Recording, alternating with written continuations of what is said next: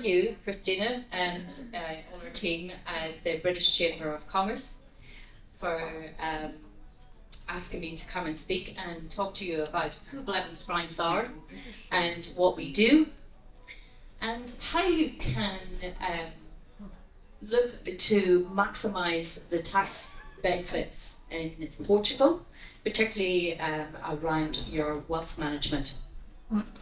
A bit like yourself, just over 4.5 years ago, I sold my own financial planning practice and made the permanent move to Portugal, supposedly to take it easier, when you can see how well that's worked out.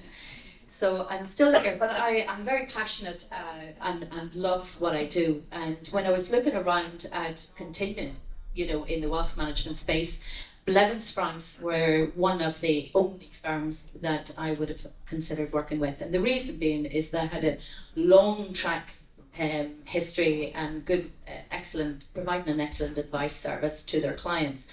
I sort of also like the story about how the business evolved into the wealth management space, because they started out as an accountancy practice here in the UK and by Bill Blevins and David Franks. And as the business matured and a lot of their clients started retiring to sunnier climes in Southern Europe, and they came back to David and Bill and said, look, we need to understand how to structure our assets correctly in these different countries and the different tax regimes. And we need to be compliant. And so our living in books were born. So living in Portugal, living in Spain, France, whichever. And they're a great aid for anyone who's thinking of retiring to Europe. And if you're interested in getting a book or getting your name on a list to get a book, just talk to the team at the desk and they'll help you with that. So who are we? Well, we're the leading international tax and wealth management advisors to UK nationals living in Europe. And what we do is we provide tax-driven strategic financial planning and wealth management advice to our clients and their families. This will include cross-border tax planning, estate and inheritance tax planning, and basically advice on how best to structure your pensions and investments. And essentially what we do is provide peace of mind so that you get to relax and enjoy all the benefits that a move to Portugal can offer, safe in the knowledge that your estate and financial planning affairs are in perfect order. So as you can see, we have a lot of offices throughout Europe and here in the UK. We've been advising clients for over 45 years. We have 23 offices over 7 different countries and 65 qualified partners and private client managers, and provide advice for over 5,100 families with 3 billion of funds under management. All of our advisors are based locally where our clients live and therefore have a deep understanding of the key issues faced by UK and other nationals living in Portugal. They too have been where you are now, having relocated themselves and their families to Portugal. All have come from the UK and are UK qualified, and thus they understand both tax systems and have cross-border expertise.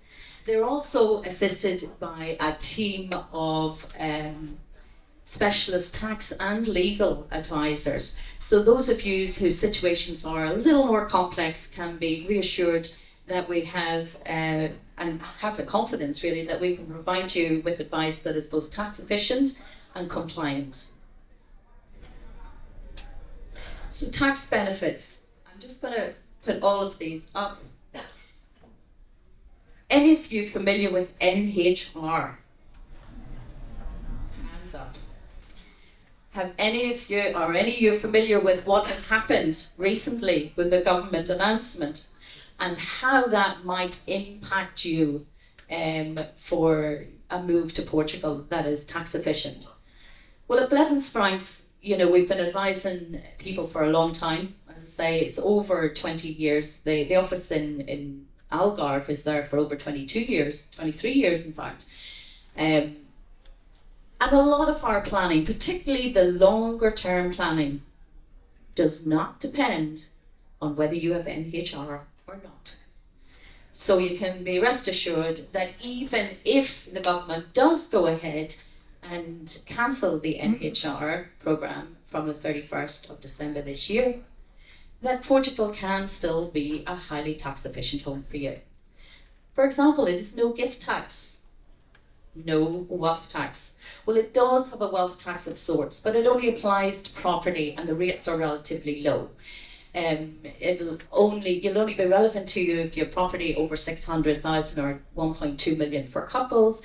Rates are 0.7% for individuals, 0.4% for companies, and 1% for amounts over 1 million. No inheritance tax, and this is a big one.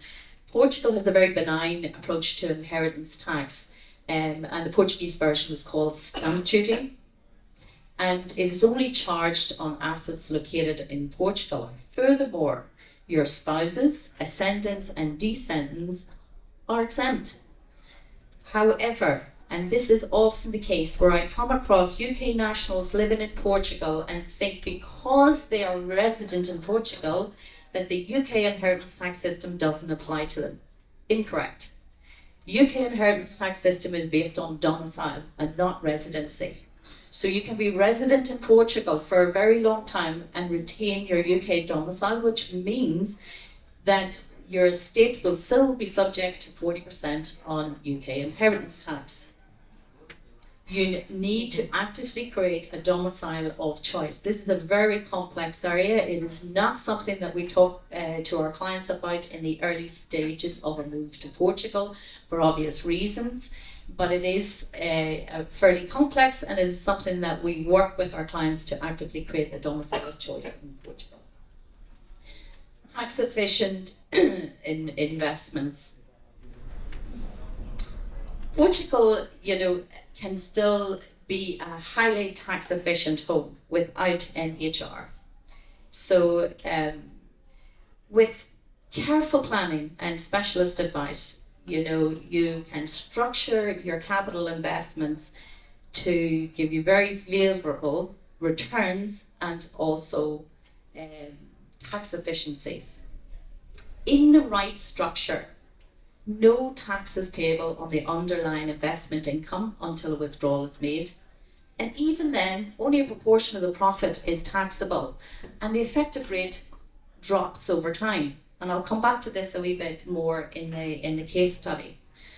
Again, with the estate planning, in the right structure, structuring your capital investments in the right way can enable you to meet your estate planning objectives and also achieve tax efficiencies, not just for your heirs, but for you during your lifetime. Ideally, you would receive a very tax efficient income and growth during your retirement, and have a certainty of succession, and also avoid the need for probate.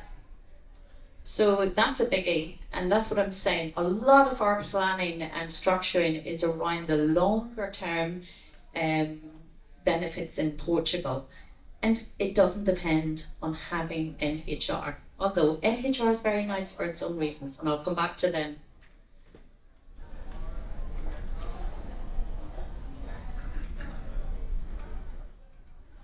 Okay, so what's the catch? And I think I was talking to somebody just this morning. Precise planning is needed, not just on the exit from the UK, cross-border space and entry into Portugal. You must have properly exited the UK, and that's the catch.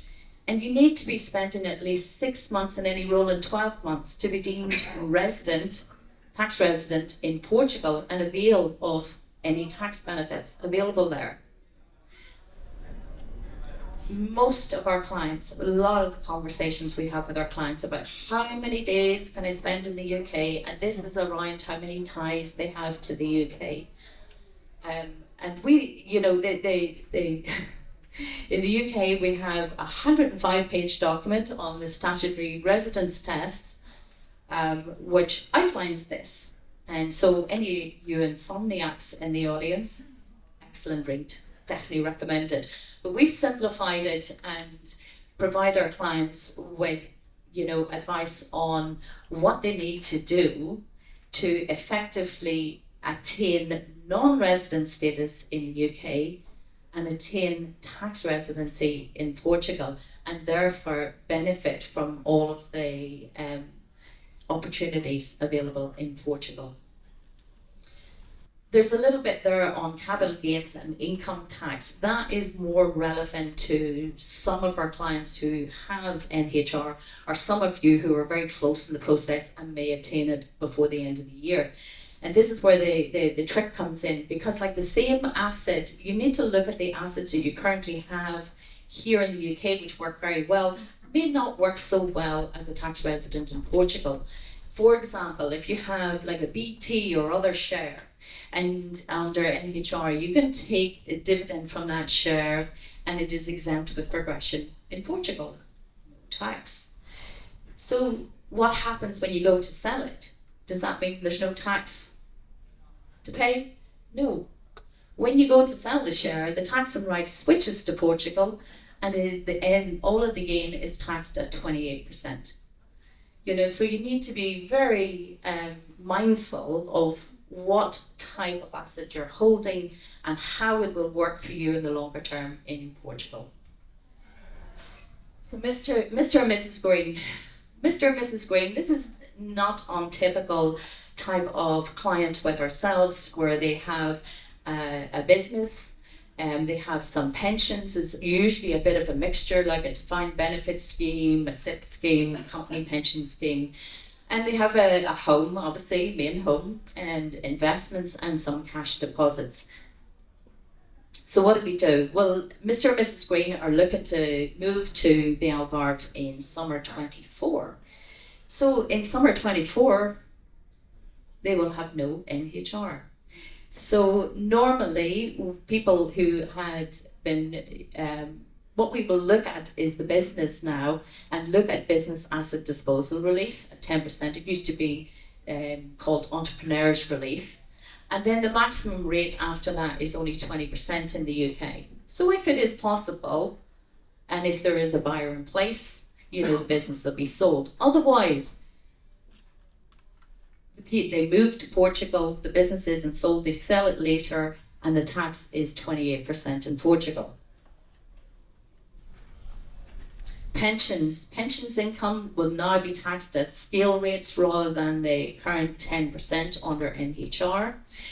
Is that a bad thing? Well, no, because the government has said that this is something that they're looking at, lowering the scale rates and the level of taxation in Portugal.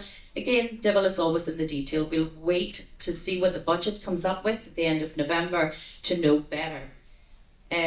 Taking your 25% tax-free cash or pension commencement lump sum before you leave the UK is always good advice, because it's tax exempt.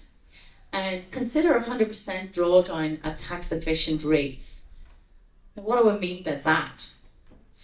That, when you look at pensions in Portugal, can be quite complicated, particularly UK pensions, and how they're funded. And we have such a plethora of different types between SIPs, SASs, company schemes, defined benefits.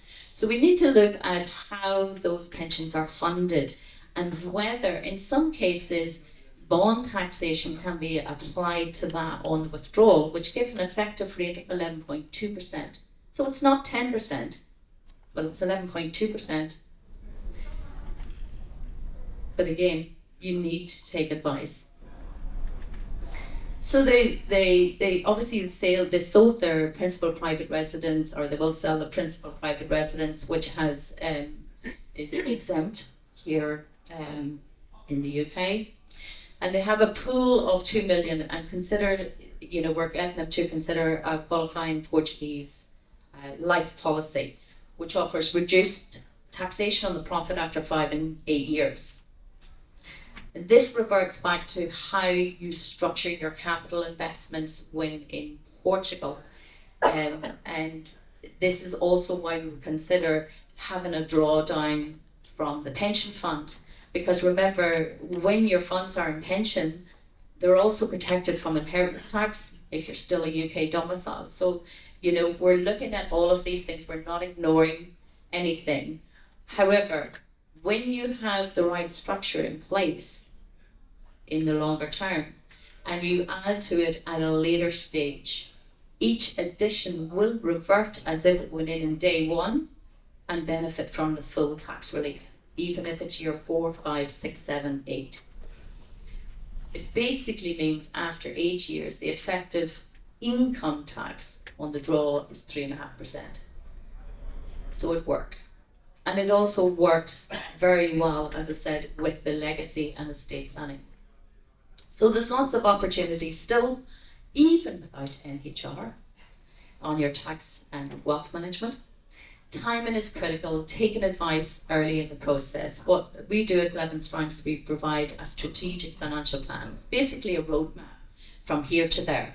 It holds your hands, it gives you instructions of what you need to do once you're still a UK tax resident, what can happen in the cross-border space, and what can happen when you come up in Portugal. So we also have an informative e-newsletter that we send out to our clients with industry and market updates and obviously details of client events. And as I said, we have the Living in Portugal books. If you want to know a bit more or talk to any one of our advisors, just go to the desk, fill in the contact request form, and somebody will get in touch. So thank you again, Christina. Hope you all have a great day.